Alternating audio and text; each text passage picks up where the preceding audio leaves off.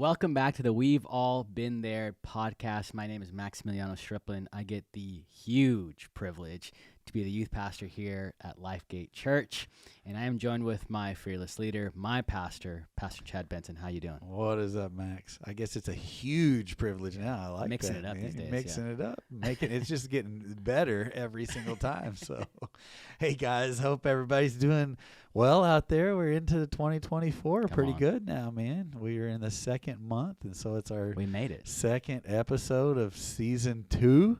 So, what does that make this episode 14? Is that right? That's right. And we're having a good time doing it, and just kind of trying to be a place where people can relate and people can go, hey, yep, I've been there. We've done that. I've experienced that before. And so as we're doing that, I was just thinking about, we had something happen at the church a couple of weeks ago that made me think we need to do an episode talking about that and other moments like it. And so this month is maybe a little bit lighter of an episode, and hopefully we'll have a couple of takeaways at the end, but we're going to have a good time doing it. That's also. Right. And we're going to talk about we've all been embarrassed. So you'll hear the embarrassing moment in just a little bit when we get into that. But just a couple Sundays ago, I had a good embarrassing moment, and this kind of led to, hey, let's make that into a podcast. Let's talk about embarrassing moments. So, Max, I gotta ask. Tell me some of your one or two of your most embarrassing moments, or some embarrassing moments in your life. They don't have to be the most embarrassing, but an embarrassing moment. Let's hear about it. Come on, give us some blackmail here. Okay. Hopefully they're not listening to the podcast, But I remember in high school, I think I was 9th or 10th grade. I had this huge crush on this girl, and we had been talking, and we weren't like official. But, like, she knew I liked her. I knew she liked me. And so we were kind of in those, beginning stages. And I was living in Oklahoma, and it had snowed the day before. And so they let us go to school. It wasn't, like, super bad, but there was still snow in the grass. And so as I was leaving the main building to go to these other buildings, which her and her friend were coming out from, I was walking on the sidewalk, and there was a pile of snow right in front of me. And so I make eye contact with them. I wave them down. They see me. I see them. And there's this huge pile of snow, and I don't want to get my shoes wet or dirty. And so I decide I'm going to skip the sidewalk and jump over this area. But when I did, to get on the other side of the pavement, I slip. And as I slip, there's a huge puddle in front of me. Oh, come on. And it just happened in slow-mo, I slip, I try to catch myself, and I'm not able to catch myself, and I fall straight into the puddle, and I fall on my side. Oh, man. And I hit the puddle, splash, because it was a pretty big puddle, and then I just hear them in the distance, like, make a little sound. They're like, no, and I'm just like, they saw it. Yeah. Like they saw it. And so did everybody else. I'm laying in a mud puddle. And so did everybody else, because it was, in between classes, everybody's walking around, and I'm just sure everybody else saw me. And in that moment, I'm just like, kill me. Oh, like, yes. I don't want to get past this moment. And so I remember, into a hole. I fell on my side.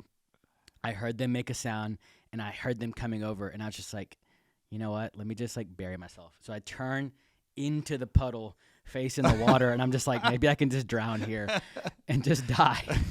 And then they come and grab me and pull me out. And so for the rest of the day, I was just soaked. It was like mud. Yeah. So I'm just, everybody's like, so you didn't want to get your shoes wet. You ended up getting your whole I got every part of me wet. And so that was probably my most embarrassing moment. A couple questions. First, did you get the girl? Yes. Yeah. All right. It still worked out. All right. What grade did you say you were in? I think I was like 9th or 10th grade. Yeah. Why is it? I was just thinking that when you're saying that, it's sometimes when we go to our most embarrassing moments, like it has to be in middle school. Oh, yeah. Because I was thinking about mine. I mean, I've got embarrassing ministry moments, and we'll talk about that in a minute. But one of my most embarrassing moments that I can remember is in the 8th grade. I was on the basketball team, and I was not a good basketball player. I mean, Same. it was definitely not my skill. for sure. And so we go into halftime, go into locker room, we come back out, and I'm out there, and we're inbounding the ball, and so we're underneath the opposing basket, and that they inbound the ball to me, and all of a sudden I realize, man, there's nobody between me and the basket, and so man, I just go up with the prettiest, layup that you could ever even imagine, and the ball goes right in the basket, and I'm going, yes, You 2 did it. points, and then I realized. Oh, man, that is not our basket anymore. That was our basket in the first half. That's no longer our basket. And, I'm looking over at the sideline, and some of my teammates are, looking at me with a confused look. Like, what is going on? And, I mean, it took me a few seconds, but suddenly I realized, oh, my goodness, what I had done. I had scored 2 points for the other team, and it was so embarrassing. In fact, I looked over at the coach and I was like, take me out, take me out, take me out. And the coach was like, no, get back in there. He would not You gotta make it take up. me out. I had to finish the quarter or whatever, and it was like the most embarrassing moment ever. You got all 8th grade, you got all your friends, you got all the the girls that you thought were cute or whatever, and they're all over there on the sideline, and you're out there just shot it in the wrong basket right in front of everybody. Did y'all lose by 2? I don't remember if we won or lost. I'll tell you, If you lost by 2, then that would be devastating. Really bad. Honestly, don't remember. It went into a blur. Yeah. You know what I'm saying? Like, what am I doing out here? And your brain is just, oh my goodness, that was pretty rough. So, yeah, those are middle school stories. But this is a ministry podcast. That's too. right. We got people that aren't in ministry that are listening, and we're thankful for that. But it's also designed for people who are in ministry, and so yes, you shoot in the wrong basket or you fall in a mud puddle, but It happens. sometimes stuff happens in ministry too. So that's what spurred this podcast on. So I've got a couple of I got 27 years of full-time ministry, so I've got a few things are bound to happen, and Yep. so I got a couple of them, but I thought I'd ask you. In fact, you told me before we started recording that you'd kind of reached out, and maybe some of those memories that you had suppressed, The trauma. people reminded you, and Yep. we may have to get you some counseling. Yeah. That's fine with me. I'll take it. Maybe you can get rid of some of those suppressed trauma. Yeah, and I just need to you heal. can be healed. Yeah. Come on. So, but let's hear it. So I asked some of my old students from my old youth group, and they were pretty quick to tell me and remind me of these memories that I'd forgotten about. But I remember it was a big event that we did, like one of our biggest events that we did, biggest crowd that I've ever, been in front of. And so just ups the ante. Yeah. Kind of piece. Oh, yeah. And so I had this sermon illustration, which I will be honest, was a pretty good sermon illustration. I'm pretty proud of it. But for the sermon illustration, I was talking about the prodigal son, and I was talking about how he, ran away, right? And so I decided I was going to bring up a treadmill up on stage. Okay. Yeah. And so I brought up the treadmill, and I was talking about how it doesn't matter how fast, it doesn't matter how far you go from him. Oh, yeah. The Father is just, when you stop and turn around, he's just waiting for you, which I was like, can hear the music in the background. come on. That's right. Yeah, That's okay. right. It was powerful. Yeah, come on. And so for the sermon illustration, I was like, so it's like you're on a treadmill, and you may be walking away, you may be running. And so this treadmill was janky. Like, it was bad. Of course, it was youth ministry. Yeah, right? it was youth ministry, and I was young back then, and so I was like, I gotta have the sermon illustration, but I had the idea within 24 hours of the Gotcha. message. It's And I like, was this thing's tomorrow night, and I want to do this. and I need the treadmill. Yeah. And so one of my students was like, I have a treadmill, and so I was like, bring it. And I didn't realize it was so janky. And so if you're ever gonna do running on a treadmill, make sure you pick a good treadmill, because once I took that thing above 6 miles per hour, that thing was like bouncing and skipping. And so it would just and so I'm like, it doesn't matter how far, it doesn't matter how fast, and I'm like cranking that speed up, and I'm going to 7.5. And as I'm running, I just step, and the thing catches, and I trip, and I managed to catch myself, but the damage was done. It was like moments gone. I'm like, You got all these fumbling. students. I'm fumbling, and students are gasping and laughing, and I'm just like, oh no. And so that was a pretty bad one. The other embarrassing story I have, which was also savage, of the students I texted, because they were like, Oh, I remember one, and they send me the video. Oh, it's on video. They still have it like 6 Oh. years later. 6 years later, they still have this video. I'm gonna have to see this video now. Oh, Come I on, don't, let's hear I don't it. know if I'm proud of it. But we went to a South Texas youth convention one year, and we brought a bunch of our students. It was a really great time. It was super awesome. And for one of the things that they did, they asked a bunch of youth pastors to come up, and they were going to give you a prize for playing this game. And so we went up on stage, had 4 different youth pastors up on stage, and basically what you had to do is you had to clap up and down while someone held their arm out in the middle, and you had to avoid hitting their hand. Okay. And you just Yeah. had to do that for as long as you could. So you were blindfolded, or not blindfolded. You just closed your eyes, and you just kept doing that until like you gave up or we're done. And so closed my eyes. They had their hand out, before I closed my eyes. And then the moment they started, the moment I closed my eyes and we started, they took their hands out. And so So you're just clapping just with no 4 youth hands there. pastors Yeah. just like yeah. doing this. just clapping up and down, up and down. Yeah. And so 2 of the youth pastors quickly they gave up. Like they just got tired. So there's me and this other guy. And then eventually he gave up. But I'm telling you, I was up there for probably like 3 minutes. And I'm And just you're like, the only one doing and I'm it. going hard. Yes. I'm a broke Like, youth I'm pastor. winning this I'm a thing. broke young Yeah. youth pastor, and I'm like, they had a $25 Buffalo Wild Wings gift card. Like, you better believe I'm going to give it my all. And so I'm telling you, I'm sweating. Oh, My that's face is awesome. red. I got a stank face. I'm just like clapping up and down, clapping up and down. You could hear me just like heavy breathing, and I'm like just doing that, and I just hear the crowd just like wow, yelling and laughing and Max, and it's just me up there, and everybody's like got their cameras out and they're watching me, and I'm just like, That's and great. eventually like I would have just kept going, but I'm telling you, my arms were Did they burning. and stop everything. you? They were just like, all right, stop. And I open my eyes and I look around, and everybody's recording Did me you and laughing at realize me, and I was what- like, oh my goodness. and so yeah, I was just like, how good job. And I was like, okay, so That's awesome. that was the video they share with me, is them laughing. I got to see it. Yeah, you gotta show I'll me. sh- I'll have to Okay, show you okay. after, yeah. We post a link to it. I'm just joking. We're not gonna do that. Okay, We're not gonna yikes. do that. Well, I'm thankful. A couple of mine, the one on Sunday or 2 Sundays ago did get on video.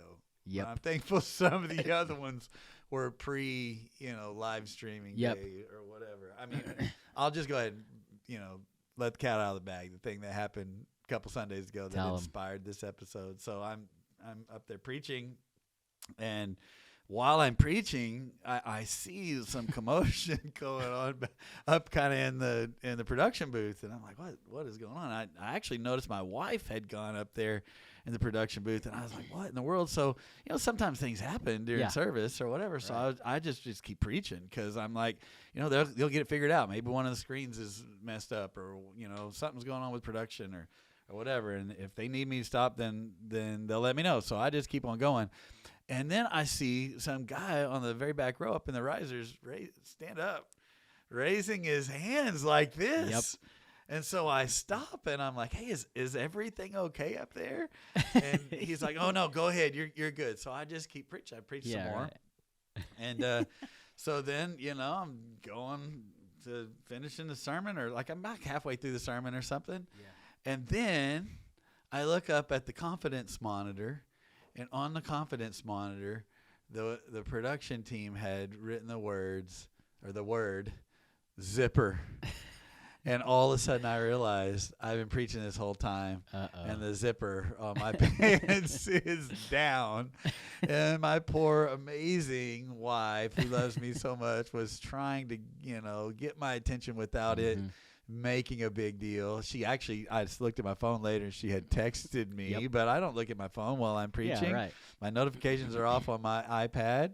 I'm not, I didn't know what was going on. She was hoping that I would see that and whatever, and just discreetly, how do you do that? When you're the only one up there and you're preaching, how would you discreetly, No. And so when I saw it, I knew exactly what it was. What's going on, The yeah. pants that I was wearing, I knew they were ones that zipper didn't stay up very well, Yeah. and I thought that I had secured it, but I didn't.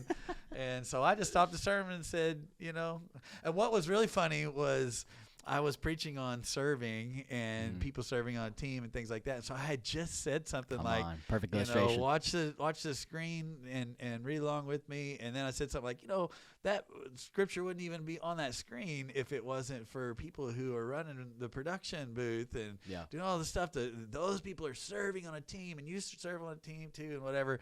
And then just a few seconds later, I see that thing that says zipper up there. And so then I was like, oh my gosh, my zipper's down. So I turned around and kind of put it up, and everyone's laughing. And then I'm like, you know, the production team even takes care of me when my zipper is, you know, down. They make sure that I'm not, you know, preaching with my zipper up or with my zipper down. And oh my goodness, it was extremely an embarrassing moment. Yeah. But you owned it though. You owned it. We did our best. And if you'd like to go watch it, you can go watch Team Day on our Facebook.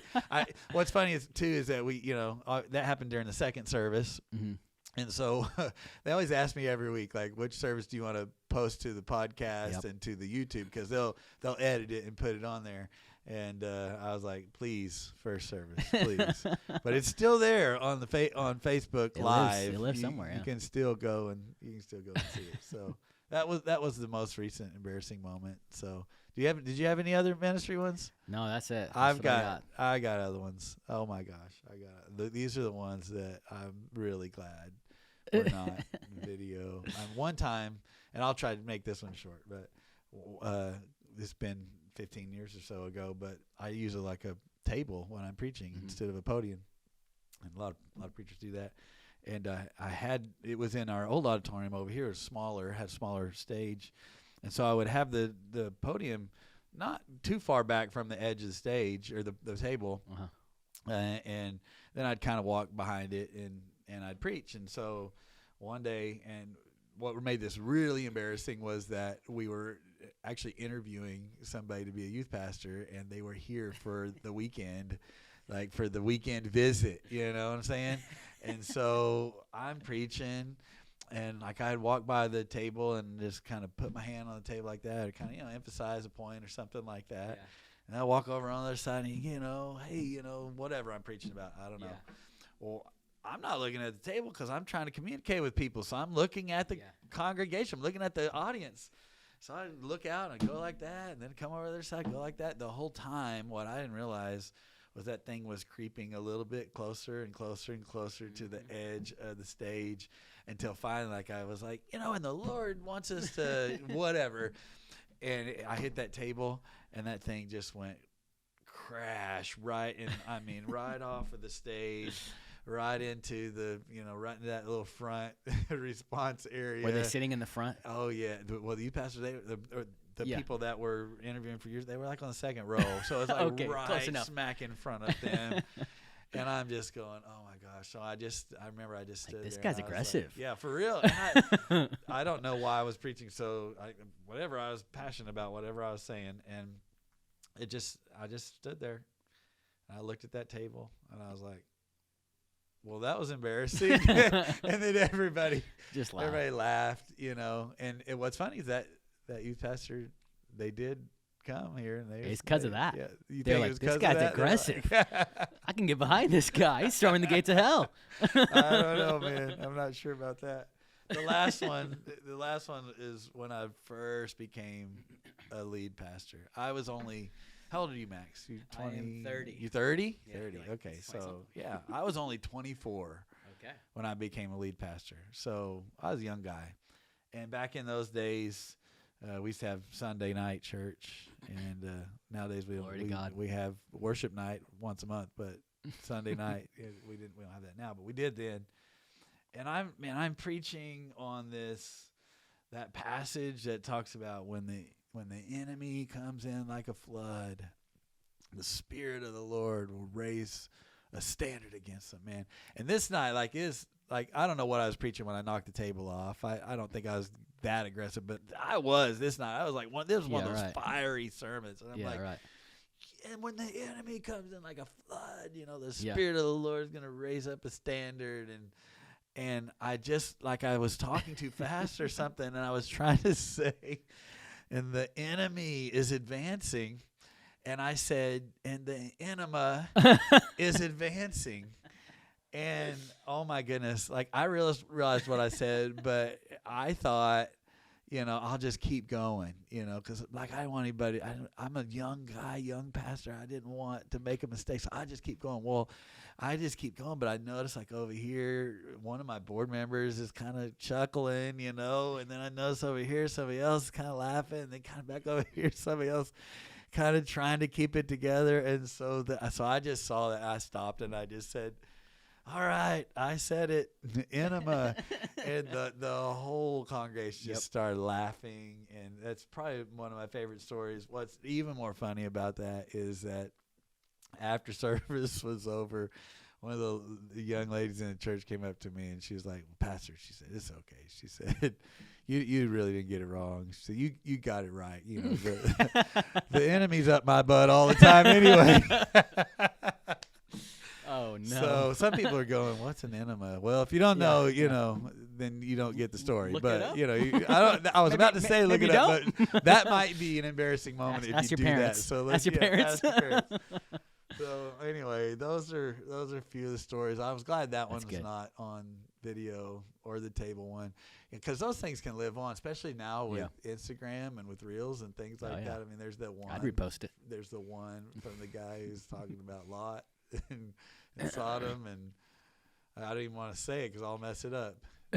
Pitching his tents towards Sodom. Have you seen that one? Oh, yeah. Yeah. And that was from like 15, 20 years ago. Oh, it lives on. And it's on video, man. It's resurfaced and it's out there. So anyway, I know we have all been there. We have all had embarrassing moments. And I was thinking about when you're in that moment, especially if it's something public. Yep. Like you only have a couple options. It's either, lay there in the mud, run and hide. I wanted to run back to the locker room in the 8th grade and just hide, or just keep going. And thankfully, I had a coach that wouldn't let me quit. And there have been some other times when I wanted to run and hide, but you're still up there preaching. You just got to finish the sermon. So what do you do besides run and hide when you've had an embarrassing moment or when you've made a mistake? Max, what do we do? Yeah, so I think one of the things that we can remember is that it happens to everyone. Yeah. A famous poet, theologian maybe even, Hannah Montana. Oh, yeah, once right. said, nobody's perfect. You live and you learn it. And she also said, everybody makes mistakes. Everybody has those days. Everybody knows what I'm talking about. And so no one is immune to embarrassment. No. It happens to us all, whether it's in a ministry context or whether it's just in general in life. Me falling in the puddle, me almost tripping and dying on that treadmill. Like there's all things that have happened to us, and it's bound to happen if it hasn't happened to you yet. And you can go on YouTube right now. You can go on Insta, and you can scroll and find those videos like that you were talking about of just different pastors and people on stage and performing and all the different things that have done embarrassing things, and they live on. Yeah. And so the cool thing about it is that that's just something we have in common. Yeah. That we're all imperfect and that we all make mistakes, and that when those things happen, what's great is we can talk about those things and we can have a great laugh about it now. And the fact that we're not perfect is something that we can agree upon. Yeah. That's something we can have in common, no matter what denomination you are, no matter what religion you are. We are all imperfect and we all make mistakes. And so we all have had those embarrassing moments. Whether you're a phenomenal speaker, a phenomenal leader, it doesn't matter, because we will all have those moments. And in those moments, it's just important for me to realize I just got to be a little graceful. Yeah. I have to have some grace on myself in those moments. So. Yeah, for sure. I mean, they're out there. They're everywhere. There's even, whole Instagram accounts, worship fails and stuff like that. And so it happens. It totally happens to everybody. And so that would be the second thought, is not just remember it happens to everybody, but just don't take yourself too seriously. Yeah. I think we have a habit of doing that sometimes. Absolutely. Just kind of taking ourselves too seriously. I think we should take the vision seriously. Yeah. Take the mission seriously, but just don't take ourselves too seriously. And so I kind of like to say it like this: is give yourself space and give yourself grace. Mm-hmm. So when you mess up, especially when it's something public, and you feel embarrassed, I think give it a little space there. Give it space to breathe. I learned from that one, when I was talking about the enema, like sometimes you just can't just act like it didn't happen. Yep. You just have to give it space, let it breathe, let the tension be relieved and released in the, and then everybody can get back on focus. Just like a couple Sundays ago when my zipper was down, I could have just kept preaching with it down, but then everybody's going to be thinking about that. I could have tried to do it discreetly, but everyone was going to notice that I was doing that. So to me, the best thing was just stop. Yeah. Give it space. Just be vulnerable in front of everyone. And what happened was it just caused everybody to, to give a little laugh. Actually got everybody's attention. And then I was able to like really, bring them the word after that as well, because people were focused in, made me feel more relatable to them, to people. And that's what this podcast is even all about, that we have all been there. We all relate.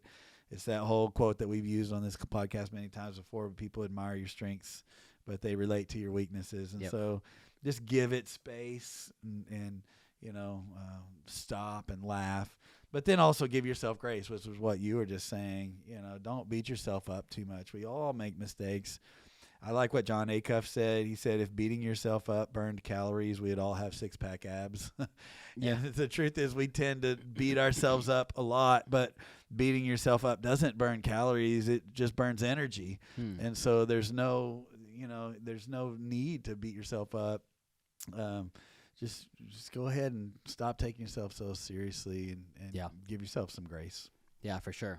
I think another thing to remember is that it's a moment. It's not permanent. Yeah. It happened. It doesn't necessarily mean it's going to happen again. Now, it might live on Instagram. But it may live on Instagram. That's true. But this too shall pass, right? This will be something that people don't think about as the first thing about you. You know what I mean?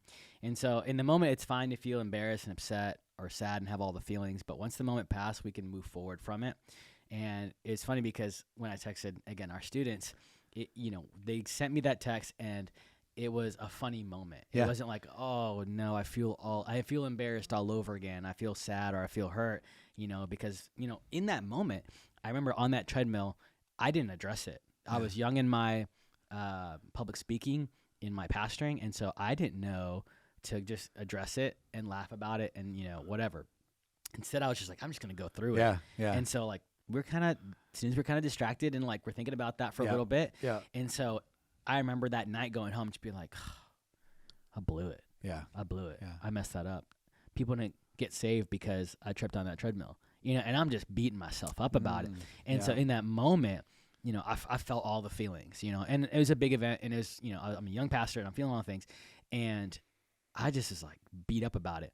But then the next day I had to just be like, it's done. It's over. It's over. And so for us, it's important to remember, like, it's a moment, it's not permanent. And what happens when the enemy gets involved in this piece is that when we let our embarrassment turn into shame. Yeah. And that's where we have to have a hard line where we have to go, it's okay to feel embarrassed. It's okay for our face to get red. It's okay, to feel all these things in the moment. But then once that moment's gone, we have to have the spiritual maturity. We have to put on that protection to say, like, I'm not going to let this become something I'm ashamed of. Yeah. Because then the enemy wins on that thing. Like, we laughed about it. It was funny as all these things. But if we just kept holding on to that, like, we make that part of who we are. And so I think about Romans 5:1. It says, since we've been justified by faith, we have peace with God. And not to, like, make it a Jesus juke moment, but I think it's super important that we know, like, embarrassment by definition is caring about other people's opinions. Yeah. And in some ways we should care about what others think about us, but ultimately we should care mostly just about what God thinks about us. Yeah. And I think there's a difference. I was just thinking about this. The difference between being laughed at and laughed with is, am I laughing? And so, if you're not stopping to laugh about it yourself, then they're just laughing at you. But if you stop and laugh too, then everyone's laughing with you, and it really does change the narrative. Yeah. If I make a mistake, if I do something that's embarrassing, and I don't stop and acknowledge it, and be able to laugh at myself too, then I am being laughed at. Yeah. But if in that moment when my zipper was down or whatever, I stopped and laughed too. You can go watch the video. I'm like, oh my gosh, Yeah. But it changed it from being laughed at to being laughed with. Yep. And the only difference was that I laughed too. Yeah. So I think it's good remembering that it's just a moment. It's not permanent. And I think also the good thing about ministry and really about life, but the way I relate it to ministry is that, I may have misspoke or fallen on a treadmill or whatever in last week's sermon, but guess what? I get another chance that's to true. preach again next week and the next week and the next week and the next week. Yep. And so it doesn't just apply to embarrassment.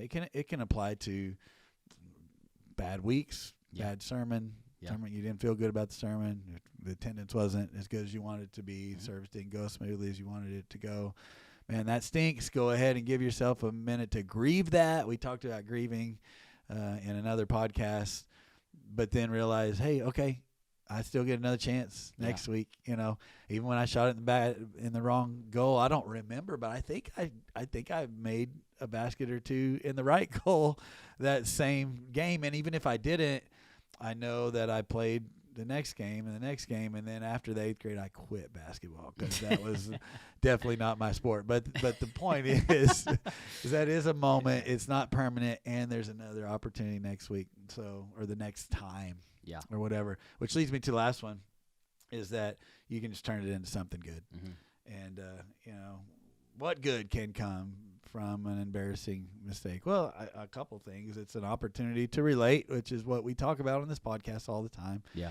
After service the other couple weeks ago, I had people going, oh, that's happened to me, or with somebody else was telling me a way worse story about their zipper being down and whatever. And we had a good laugh and we made a connection. And so that's an opportunity for that, because people, they relate to your weaknesses, like we said.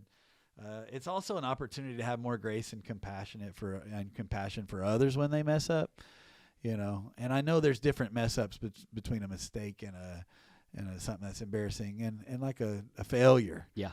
And but they're closely related, and so even when we are able to, to have grace for ourselves and our own mistakes, and we realize we're not alone, others make mistakes too, it helps us to grow a little bit in grace and compassion for those others that maybe make silly mistakes, and also for those that make bigger mistakes and have greater failures. And then it's just the last one I put is it's an opportunity to get better. You can redefine what a mistake is I like this definition, that mistakes are the price that I pay on the road to improvement. That, if I'm going to improve in things, then the only way to get better is to try new things, make mistakes, have mess ups, misspeak, do things that you wish, you would have not done. But I guarantee next time I go up to preach, my zipper will be up. You better know it, because I learned from that mistake, right? And it's the same way in every other area of our life, that mistakes are the price that we pay on the road to improvement, and we all want to improve. And that's another thing. Maybe that's a podcast down the road. We've all wanted to grow or whatever. So maybe we'll get into that at some point. But anyway, I hope this has been a fun episode. You got anything else? That's it. I'm good. All right, man. This has been fun. It's been good. Hope everybody's doing great out there, and we would love to hear from you. If you want to let us know what your most embarrassing moment is, we would love to hear that. Or if you want to share this with a friend, subscribe. Let's get more people out there that can join with us and say, hey, we've all been there. We'll see you next month.